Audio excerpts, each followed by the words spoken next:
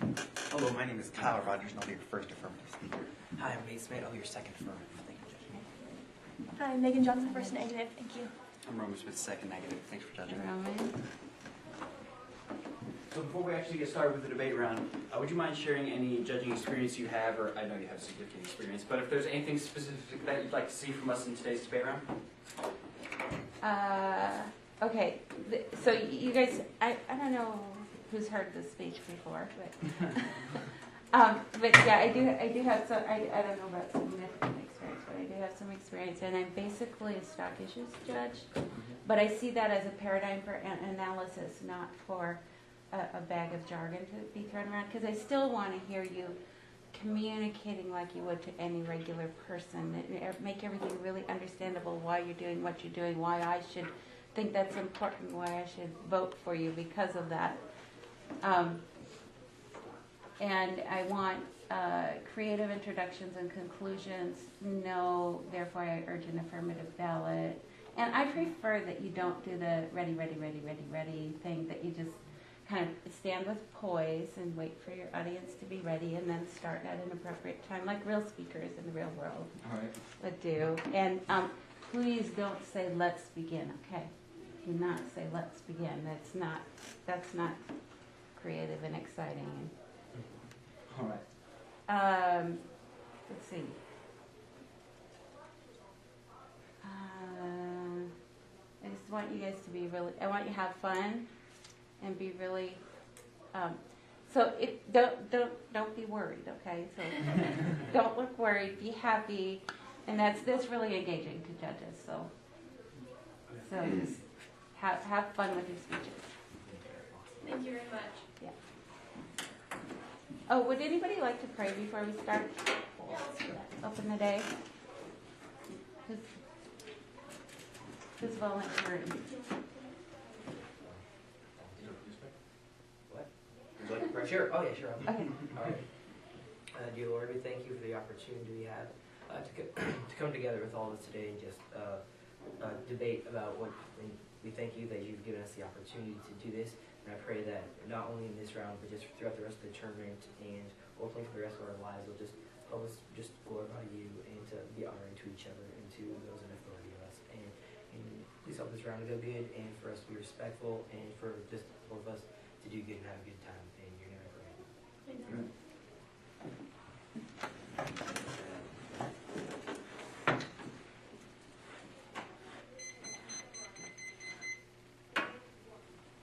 Okay, so if my judge is ready, I am ready. and everyone else, let's go ahead and begin. I have one simple question. What use is a gun that you cannot aim? The United States military is currently using an ineffective and dangerous weapon in many foreign nations. It is because of this that my partner and I affirm the resolution that the United States federal government should substantially reform its foreign military presence and or foreign military commitments. Now, to set up today's round, I'd like to provide some information that will be important in understanding the topics that we'll be discussing. And you can label these as background points. You can label it as background point 1, cluster munitions. Cluster munitions. Cluster munitions, also known as cluster bombs, are weapons that open in midair and dispense dozens of smaller bombs, or sub-munitions, into an area. Most cluster munitions have no targeting systems and no self-destructing mechanisms. Such cluster munitions are often referred to as dumb munitions and have a high failure rate because they have no effective targeting system. However, in times of war, the United States uses these ineffective weapons because they are so inexpensive. Now let's go ahead and take a look at a background point 2. Sensor-fused weapons. Sensor-fused weapons.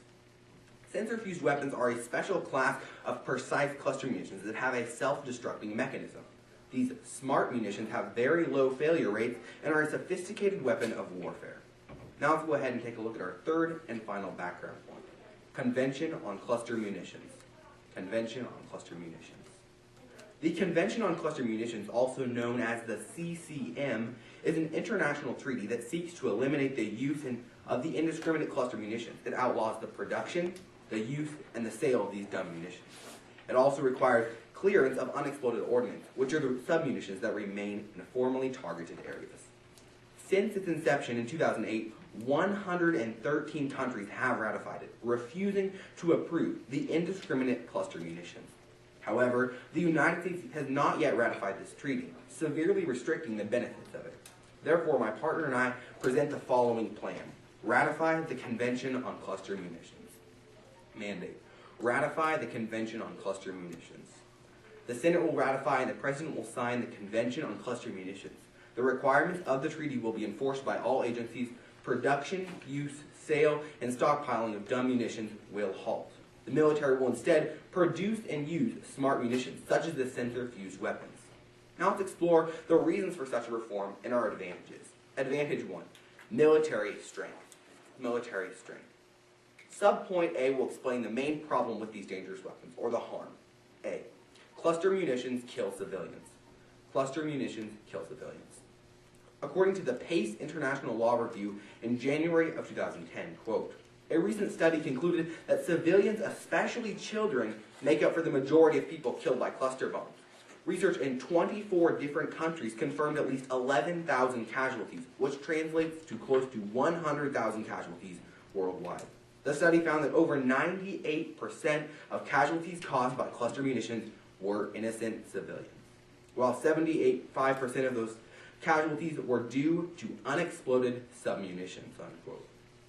98% of the casualties caused by cluster munitions are civilians, and we have at least 100,000 innocents that have been killed so far. We think this is unacceptable under any circumstances. Now let's go ahead and take a look at our subpoint B, which can simply be labeled as effective alternatives. Effective alternatives. Under our plan, the military will no longer be using cluster munitions, or the dumb munitions. As a result, there will be more of a focus on the smarter munitions like the sensor-fused weapons. The dumb munitions have a failure rate of between 32 and 40%, as was confirmed by the United Nations. However, sensor-fused weapons have a 99% accuracy rate. According to Daniel Gore, a PhD in international relations, in July of 2010, quote, because of the sensor-fused weapons' advanced targeting capabilities, fewer of these weapons are required compared to the older cluster munitions to achieve the effects. It has demonstrated a 99% reliability rate, unquote. The sensor-fused weapon is more effective, plain and simple. Vote for the negative team and you'll stick with the status quo and you'll get the harmful cluster munitions that we are already using. Vote affirmative and our military will ultimately improve due to the use of superior weapons. Now let's go ahead and take a look at our third and final subpoint, subpoint C, the impact, or lives saved. Lives saved. For civilians attempting to return to normal life after a war scenario, unexploded munitions pose an insurmountable barrier. The Convention on Cluster Munitions is not only a beneficial solution when it comes to protecting human life, it is also an efficient way to upgrade our military's capability. The second advantage that would come about with the convention is that of the political influence. Advantage 2, political influence. The United States currently has the largest stockpile of cluster munitions in the world. Ratification of the convention by the United States would significantly boost the treaty's international credibility. As other nations not part of the treaty see the most powerful military in the world making a stand against these dumb munitions, they will be inclined to follow. Cluster munitions have been heavily stigmatized by many important players in the international community. The United States support would greatly increase this stigma. One of the places our influence would be most evident is in the North Atlantic Treaty Organization, or NATO. As the leaders of NATO, our decisions impact many of the other countries. As of now, only 5 out of all 27 countries in NATO have ratified the treaty. A U.S.-led effort to support the convention will not go unnoticed by our allies in NATO.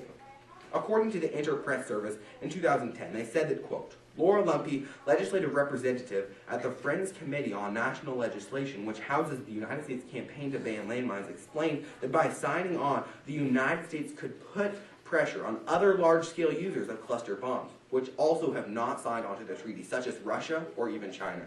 Other countries would see that there is no need to hold on to the threat of these cluster munitions, that most of the rest of the world has banned, Lumpy said, unquote. Any treaty that has backing by the United States instantly is granted more credibility. The convention is no exception. Now let's remember, the Convention on Cluster Munitions wouldn't just be about protecting innocent life. It would be an incentive for the use of sensor-fused weapons, which have a 99% accuracy rate when it comes to completing military objectives. Therefore, our military is strengthened, and in turn, we can do something about the innocent ones that are needlessly suffering. It's a win-win situation. All it's waiting for is your vote. In conclusion, I'd like to leave you with the words of Professor T.A. Kavanaugh writing in 2010, quote, "Acceptance of the status quo suggests a callous indifference to unnecessary human suffering, and a violent cynicism with respect to military ethics. As said of Napoleon's behavior on one occasion, it's more than wrong, it's ignorant. To develop, manufacture, or use cluster submunitions that result in such numerous, avoidable civilian casualties is unjust and foolish. For both reasons, it must stop." Unquote. Vote affirmative to take a stand against banning these deadly, indiscriminate weapons. Thank you, and I now stand open for cross-examination.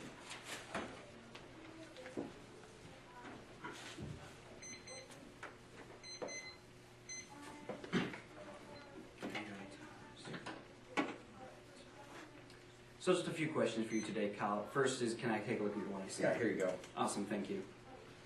All right, so first on the background points, when was the last time we used cluster munitions in a conflict, the United States? The United States last used them in the Afghanistan War and in the Iraqi War. Okay, now, why do they currently kill civilians? Is it because of old bombs or currently using the bombs that we have? I think it's because of both. The reason, first off, because when we use our current bombs, they end up killing civilians because they have absolutely no accuracy. Mm-hmm. And the old bombs do not self-destruct, so they end up killing people when they move back into areas. All right. Now, why are the centrifuge munitions, why do they self-destruct and the current ones don't? Because they're just a much better technology. How so? They're more advanced technology, I guess. Okay, so basically they're upgraded, so to speak? Yes. All right. Now, how much do these centrifuge munitions cost? I believe I have the prices back at the table, but it's extremely similar to the price of a cluster munition. I don't know the number. If it's such a massive upgrade in the technology, how is it the same price? Well, what happens is it takes much less of these weapons to actually be effective. Therefore, while they may cost a little bit more, we have to use less in order to do military I objectives. see. So instead of having 1,000 ineffective, theoretically you'd have 500 good ones, so yes. to speak. All right, that makes sense. So we'll be talking about that too. All right, so actually, can I have a copy of the conventional cluster munitions? Yeah, my partner will hand it back to your partner. Awesome. Okay. Thank you. All right, so why hasn't the United States government already moved to centrifuge weapons? I believe the main reason is just because we have a large stockpile of cluster munitions right now, and they're relatively inexpensive to use. Okay, but if it would be inexpensive, as you say, to move to the centrifuged ones, then why hasn't the government done that? Because we have a It's the same large price. stockpile of cluster munitions right now. But you just said it's the same price to move to the centrifuged ones, so why haven't they done that? Because we have a large stockpile. I think it's fairly clear that if we have a large stockpile, we're going to be using that stockpile. Okay, so basically you're saying they want to use the current stockpile that we already have? Yes. Okay. Now, the treaty itself, does it mandate that we move to the centrifuged ones, or does it just give that as a suggestion, or how? That's just one suggestion that's backed by many other experts as a very effective alternative. Okay, but it doesn't mandate that we move to them. It never requires that we do anything like that. Okay, so did you was that actually your mandate that they will do the centrifuged weapons? Yes, it was right after our mandate. All right. Actually, that's all the questions I have. Thank you.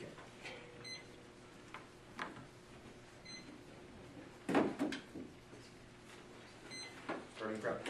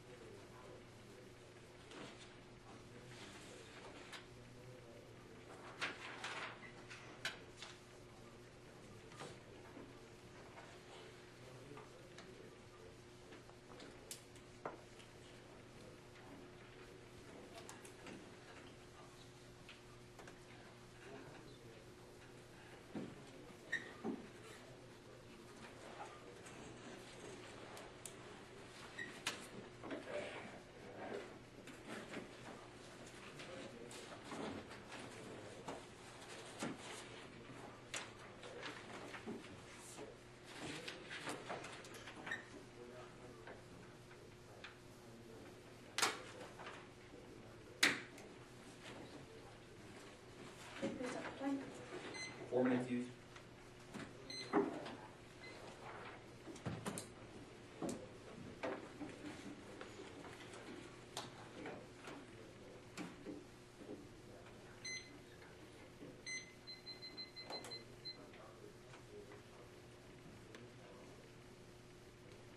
Groucho Marx once said that politics is the art of looking for trouble, finding it everywhere, diagnosing it incorrectly, and applying the wrong remedies.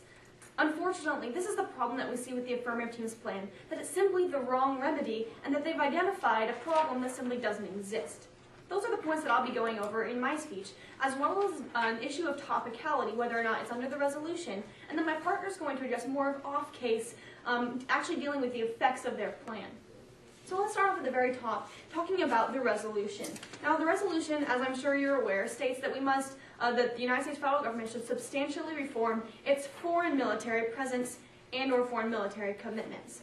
Now, the word foreign is in the resolution for a couple different reasons. But what I'd like to talk about now is looking at their plan in a vacuum and if it is actually foreign.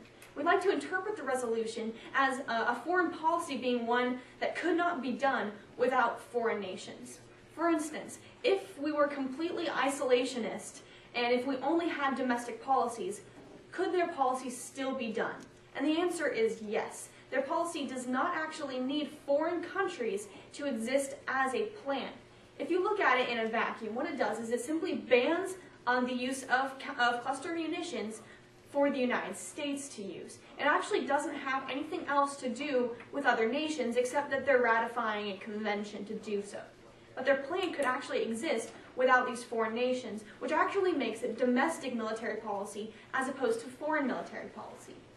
Now let's look at a couple different reasons why our interpretation of the resolution should be preferred against any that the affirmative team brings up. And that's for 3 reasons. The first is that of limits. Now, the resolution actually sets perimeters for the debate round, if you will, like a constitution sets perimeters for Congress. Congress, for instance, can't pass any policies, or should not pass any policies that aren't under the Constitution. And in the same way, the affirmative team does not have the ability to pass those either, because we have a limit on the debate round set by the resolution. And that's what we define in our round, is the limits that actually has, that it has to be foreign, not simply domestic. The second reason is that of a bright line. Now, since we go straight to the word foreign, we have a clear definition of what is foreign and what is domestic. If it could be done without foreign countries, then it is a domestic policy in a vacuum, and that's a clear bright line for the affirmative team to fall under. The third reason is that of predictability. Again, if we set these bright lines and we set these limits, then it's a more predictable debate overall for both teams. I have 2 impacts. The first one is that of education.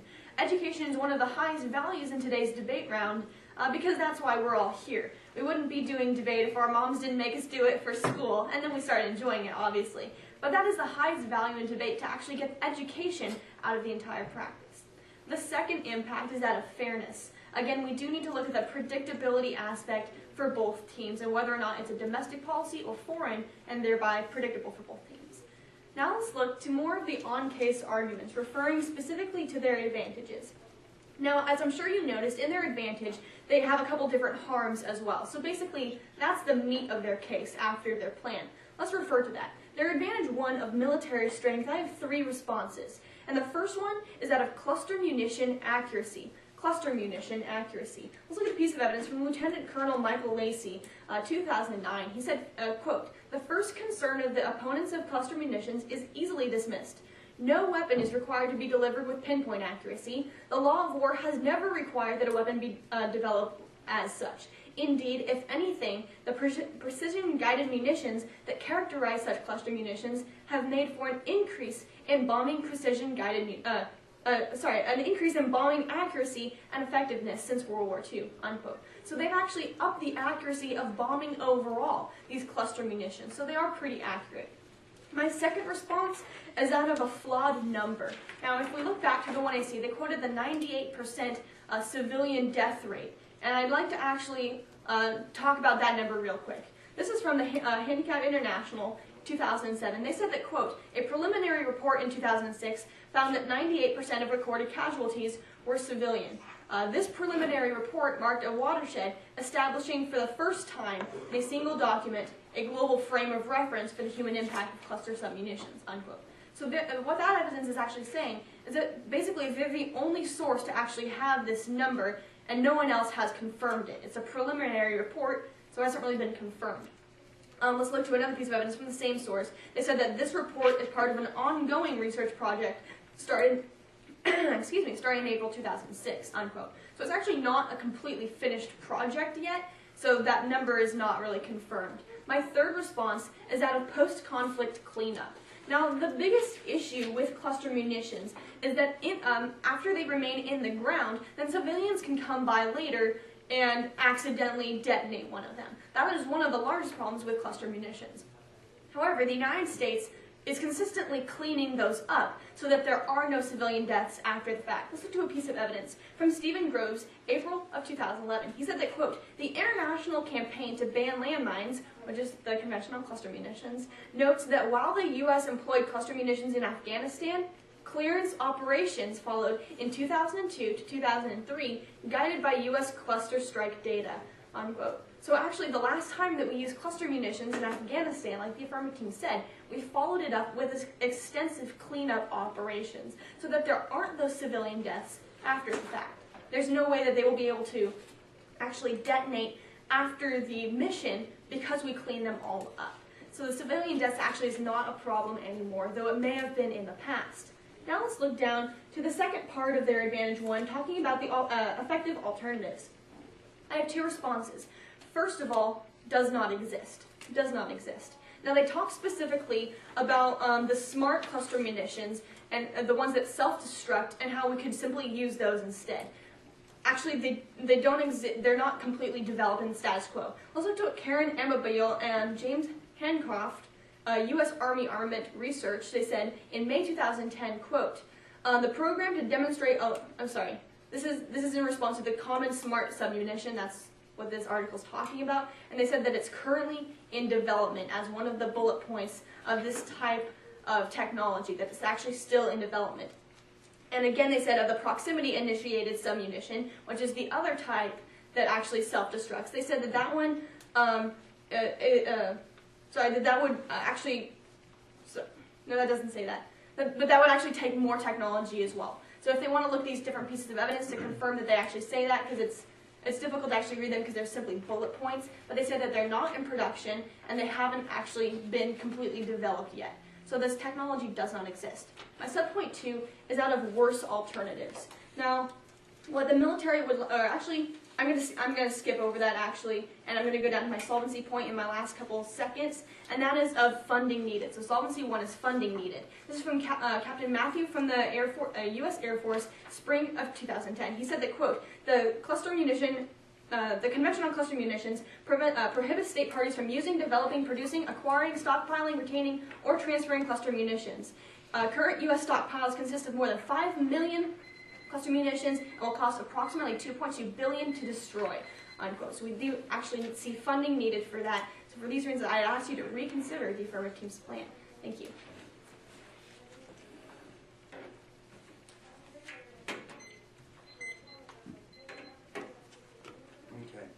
Hey Megan, how are you doing today? Pretty good, how about you? Great. So just to begin, let's start with your first response to our advantage about the military accuracy. Now, Yes. You said specifically that the cluster munition accuracy was being fixed. Was this talking about the smart munitions or the dumb munitions? This was talking about how the cluster munitions that have been used in the past have actually improved our accuracy of bombing overall since World War II. Okay. So Now, this does that is give us a talking about number the of how idea much in it, general. did that give us a number on how much it had improved and maybe an estimate? That didn't have specifics in there. If you want to contend the specifics, I probably have evidence back at the table that I didn't read. Okay. Now, your second response was talking about how maybe our report was flawed. Now, you read this evidence from Handicap International. What exactly is this organization? Yeah, let me clarify that. I'll just go back and they have more credentials, so.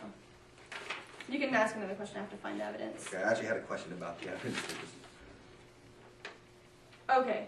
Yeah, basically, they're talking about the report in and of itself. It's basically stating what the subtitles of the report were, basically that it's a preliminary report, and it hasn't actually been finished Now, yet. that piece of evidence was from 2007, correct? Yes. Okay, now, was that specifically referring to the PACE International Law Reviews report that was done in 2010 that we cited in our 1AC? I was talking about, well, I don't know what the title of yours was, but this one was the fatal footprint, the global human impact of cluster munitions. Okay. And the evidence said that that's really the only report that has had that number. Okay, can I go ahead and see that piece of evidence? Yeah, no problem. This one here. Okay, awesome. Now let's move on down to your third response, talking about the post-conflict cleanup. Now, would you mind just Correct. explaining this point to me? Yeah, basically the main problem with cluster munitions, how they actually kill civilians, is not that we bomb a city and it kills 98% of the deaths are civilian. What happens, the civilian deaths come about after the fact, after the conflict, when they accidentally step on these because they are landmines, and then they activate them. Yes. Yes, so the problem is that they don't self-destruct, but what Yes. actually we go through and we clean up these landmines, so that's actually not important that they don't self-destruct because they're all cleaned up after the fact so that they don't kill civilians. Now, what are the problems with enacting a plan that would create a more effective technology that would completely avoid this cleanup after this? After bombing people and whatnot. Oh, sure. Actually, well, first of all, my partner's going to be going over some of the disadvantages. I mostly was on case here. But one of the main issues is that your plan takes an enormous amount of funding for something that actually is not a problem right now. So I'm contending that there's even actually a problem Okay, because we do go through and clean them up. Okay, now your first response was about how the technology does not exist. What was the date on that piece of evidence? Sure, let me find that. That's May 2010. Okay, can I go ahead and see that piece of evidence as well? Sure. Thank you.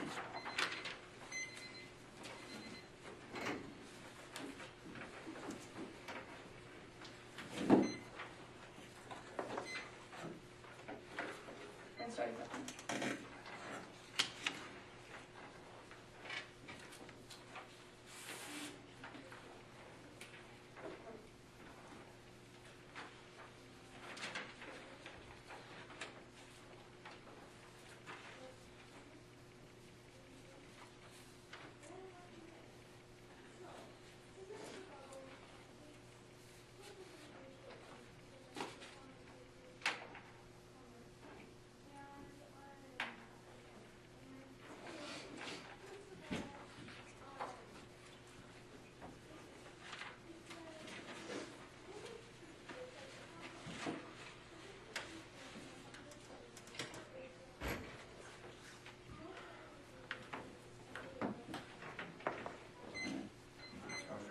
We use like a minute. 50 seconds.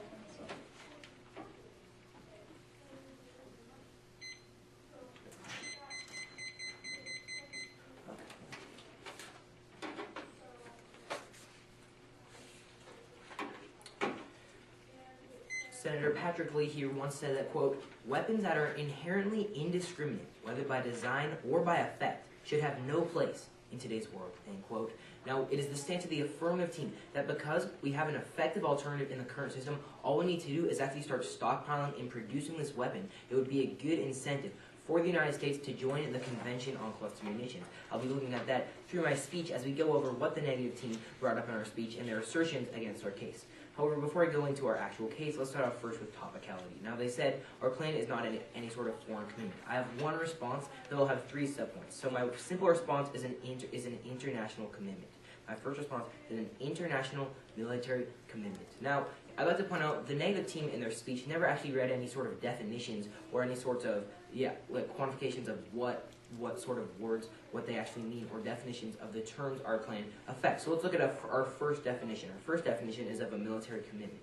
Let's define a military commitment. This is from Dr. Stefan Bergsman, principal of Harboth and Partners, which is an independent international management consultant organization. They say, quote, in a later article, Stephen Walt, one of the main researchers in the area of alliances, modified this definition a little bit and wrote, an alliance is a cooperative security relationship between 2 or more states, usually taking the form of a written military commitment, end quote. So what did this say? This says that an actual military commitment is a sort of a treaty signed between two different nations, or overall just an international treaty signed about a cooperative security relationship. This is what the Convention on Cluster Munitions is. It's an international treaty that the United States signed. Therefore, we're signing a treaty with actual different countries. Since we're the only side that's giving you a definition of what actually the resolution says, I would urge you to uphold the affirmative side, because our definition specifically says a military commitment is a sort of security treaty between nations. That's what our plan is. So the second thing I'd like to define is that of a convention. A convention. Now, simply, what is a convention? Because we've talked about the Convention on Cluster Munitions a lot. Now, this is from the United Nations, just from their website. They define a convention as, quote, a formal agreement between states. The generic term convention is thus synonymous with the term treaty, end quote. So simply what this shows is how a convention is essentially another word for saying a treaty. So this is an international treaty the United States signed. And so the last word that will be fairly important to define is that of foreign. Let's define what the actual word foreign is, since the negative side never did this. This is just simply from dictionary.com. We find the word foreign as, quote, of or pertaining to contact or dealings with other countries, end quote. So this defines the word foreign as dealing with other countries. Since the resolution tells us to reform our foreign military commitments, I believe that Affirmative Team's plan signed a treaty that contacts or deals with foreign nations. That's what the Convention on Cluster Munitions is. It's an international policy that the United States signs and works together with international countries. This is actually a military commitment that our plan performs, and it is formed. So now that we've gone over that, I'm going to simply move into the one standard or reason you should prefer the affirmative interpretation of this is essentially just that of field contextuality. Field contextuality. Now, just because the affirmative side has given you three clear definitions, actually clearly outlining what these terms in the resolution say, I would urge you to uphold what we have said in regards to this, because we have experts backing it up. And so for the remainder of my speech, let's move on now to my case. Now, what the negative team said against this. Starting off first with their response to our advantage. They said about cluster munition accuracy was their response. I have two responses to this. My first response to this is a quantification. My first response is quantification. Now, back in our 1AC, my partner read specific evidence saying the United Nations have researched that cluster munitions have a dud rate, or a failure rate, of 40%. They actually have a failure rate of 40%. Now, the negative team read a generic piece of evidence saying, well, cluster munitions are actually pretty accurate. However, we've given you clear and concise definition or quantifications of what the actual failure rate is. In 2010, the United Nations say the failure rate of these quote-unquote dumb cluster munitions is 40%. And so these munitions are not accuracy at all. They either are inaccurate or do not go off 40% of the time. That's not the sort of risk when it comes to a weapon as massive as this that the United States should be taking with its policy. We believe that we should get rid of this weapon because we have actual numbers showing how this is not actually an accurate or an effective sort of weapon. Now, my second response to this is simply unclear evidence. Unclear evidence from the negative side. Now, they're in evidence saying we have cluster munitions and they're increasingly accurate. However, this evidence never specified whether or not it was talking about quote-unquote the dumb munitions or the smart munitions. Now, it never actually said the dumb munitions, which don't even have any targeting systems, are actually accurate. This is important because, as we stated in our 1AC, these dumb munitions don't have any sort of targeting mechanisms or capabilities even. How can they be accurate when they have no sort of tracking or targeting systems? That's a contention I would like to leave from the affirmative side of this argument. Finally, their next response to this was that of a flawed number. Flawed number. I have several responses to this. My first response to this is that of a more recent study. A more recent study. In our 1AC, we read evidence from the PACE International Law Review, which was separate from the Handicap International and was several more years recent, actually saying this is actually an accurate number with their own study of their own. They did not actually have evidence indicting our study. However, I have a few other responses. My first response is the 100,000 lives. 100,000 lives. This was a number read in our 1AC as well, saying cluster munitions worldwide have caused over 100,000 lives lost. And so we still see there are numbers from the affirmative side showing there is a real and imminent harm from these cluster munitions, and the convention is warranted because of the problem. And then simply my final response to this is the dud rate. The dud rate is 40%, as I talked about in the point about cluster munition accuracy. And so there's still, even if you decide that our study is flawed, even though they haven't actually proved it is, we still have other numbers showing there's an imminent harm from these cluster munitions, and it is important for us to join the convention.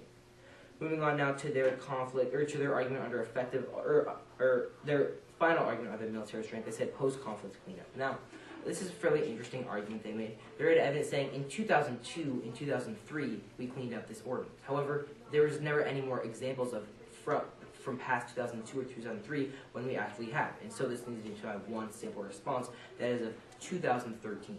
2013. If we look to actual countries that we used to have put cluster munitions in, there are still harms in 2013 from these cluster munitions.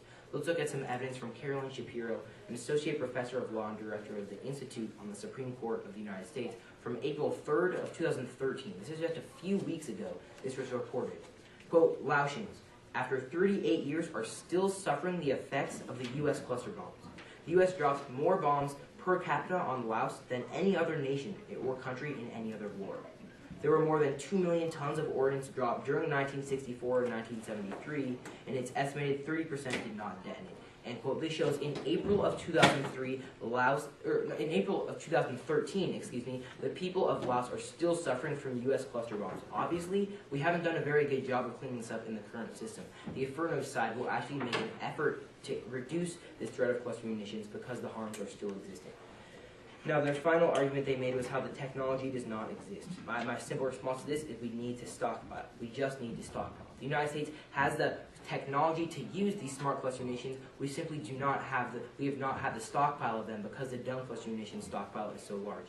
There's solvency of funding needed, and my response to this is not significant. The government spends $11 billion every single day. Our plan only costs $2 billion. This is insignificant in the entire scheme of things. Our plan, there's no problem in funding. So for the reasons we've seen in this speech about how the Convention on Cluster Munitions must be ratified to take an international step towards reducing the threat, I would urge an affirmative ballot. Thank you very much.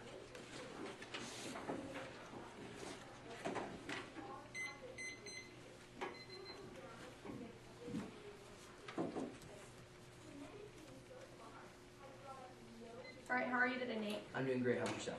Pretty good. So just a couple questions, as you probably guessed. Now, first of all, I'll start off with the top of your topicality. Can I see your definition, please? Yeah. Which one is all? Do I see all of them? Sure, no problem. Why not? Okay. There's 2 on that page and 1 on Okay, thank you. I'll just put this on the table. All right, now let's move down to your responses to my responses to your case. Now, would you agree that the main harm of cluster munitions, like the way in which they kill civilians, is the post-conflict detonation? That's one of the arms. However, since we have such a large stockpile, there's always the threat that we could use them at any given time. But you would agree that it's not the explicit use of the munitions that kills the civilians, it's the post-conflict detonation. Well, given the United States isn't really participating in any active wars right now, obviously that would be the case currently. Okay, so for instance, like you read evidence for, in these different countries, civilians are still dying because of the post-conflict detonation. Yeah, and the CCM mandates that we actually clean up everything. So the CCM mandates the cleanup? Oh, that's one of the requirements of the treaty, yes. Okay, under which part is that so we can look it up at the table? I don't know the specific article. I think that was stated in the 1AC, though. Okay, thank you. Now, also in your response to that the technology doesn't actually exist, you said that we need to stockpile that technology. Well, but did you actually read evidence that it exists? I had evidence with me. I didn't have time to read it, however, so I can either give it to you or we can bring it up later. Okay, thank you. That'd be great if you could bring it up. Okay. Now, actually, let's move back up to the flawed number argument that I made. And you said that that the dud rate is actually 40%. Yeah, that was stated in the 1AC by the United Nations. Okay, and then also you were talking specifically about the study, and you said that there was a more recent study. Was that responding to the evidence that you passed us back at the last speech? Or in the 1AC, sorry? Yeah, I was referring to that. Okay, so the piece of evidence you have in your 1AC just quotes a study. Do you have the name of the study that they were referring to? The specific name of our 1AC evidence? I don't know. Yes. You don't? Okay, No. so you don't have a study with you that I can look at? No, I don't have a copy of the study, no. Okay, thank you. And that's all the questions I have, Nate. Thank you. All right, great.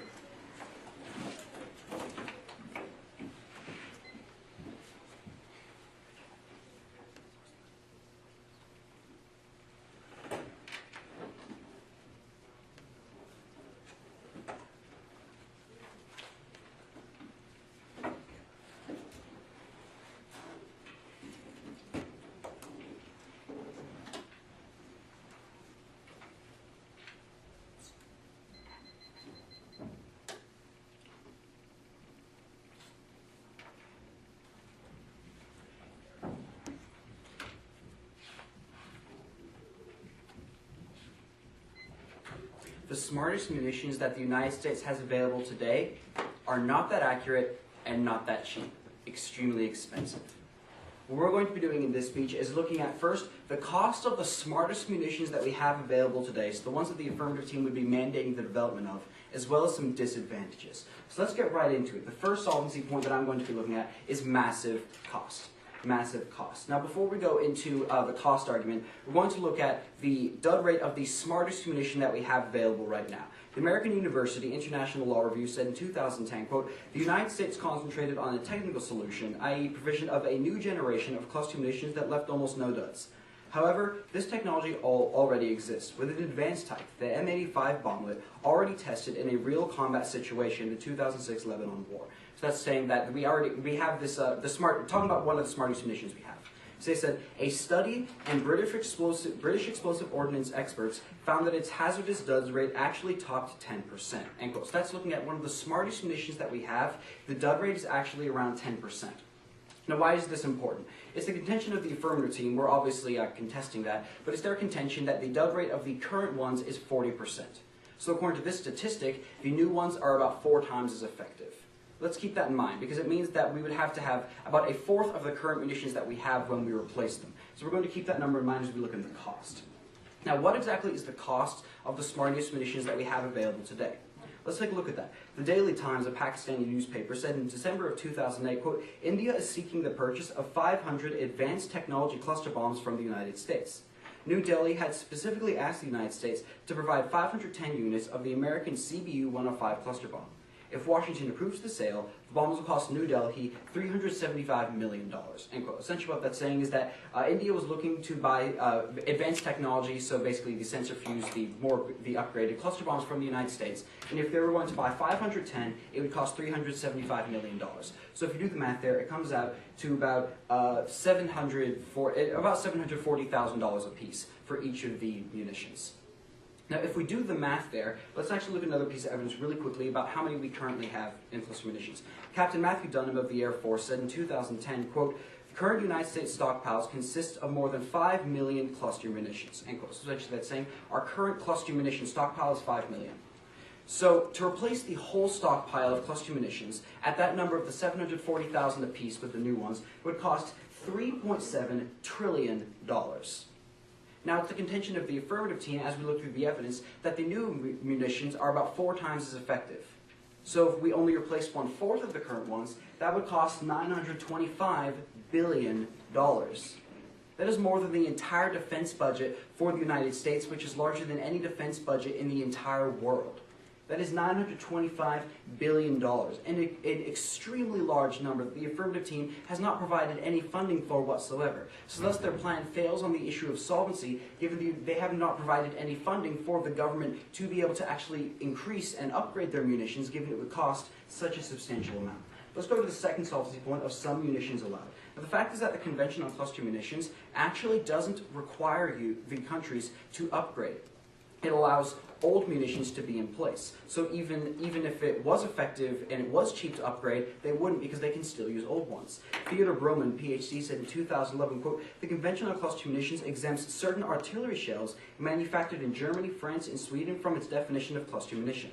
Thus claiming that the CCM bans all cluster munitions is inaccurate. Rather, it bans all cluster munitions except those that key European nations manufacture, seek to sell outside Europe, and rely upon for their own forces." End quote. Essentially what that's saying is that some cluster munitions of artillery shells are still allowed under the convention. This means that the United States government wouldn't actually have to start using the more effective ones. They could keep using the old ones by just buying them from these other countries that are exempt, that the specific cluster munition there is exempt from the treaty. So that's quite an issue there of solvency for the affirmative team. Now we're going to look at some disadvantages. The first disadvantage is of worse replacements. Worse replacements. The first subpoint here is subpoint A of no funding. Now, as the affirmative team said in their plan text, they're going to try and replace the old ones with the new centrifuged ones. But as they've not provided any funding for the military to do that, it only makes sense the military would only be able to produce a small amount of the new ones, as replacing to the same effectiveness level would cost, as I said, about $900 billion. So the military, not having funding, would only be able to produce a small amount of these, would not be able to effectively use cluster munitions anymore. So we're going to look at what the replacement the military would use instead of cluster munitions in most conflicts. Richard Kidd, director of the Office of Weapons Removal and Abatement at the State Department, said in 2008, quote, "Which weapon will be used instead of cluster munitions? Most militaries will have to return to increased use of massed artillery and rocket barrages," end quote.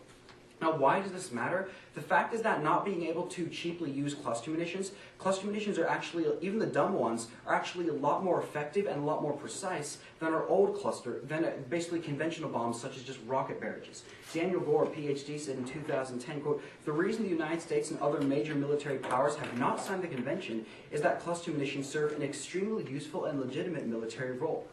With cluster munitions, a small number of platforms or weapon systems can have the impact that used to require squadrons of bombers. To attack them without the use of cluster munitions would require the expenditure of a large number of conventional bombs. Such an expenditure of ammunition might produce even greater collateral damage than would recur through the use of cluster munitions and might not be as effective." End quote. Essentially what that's saying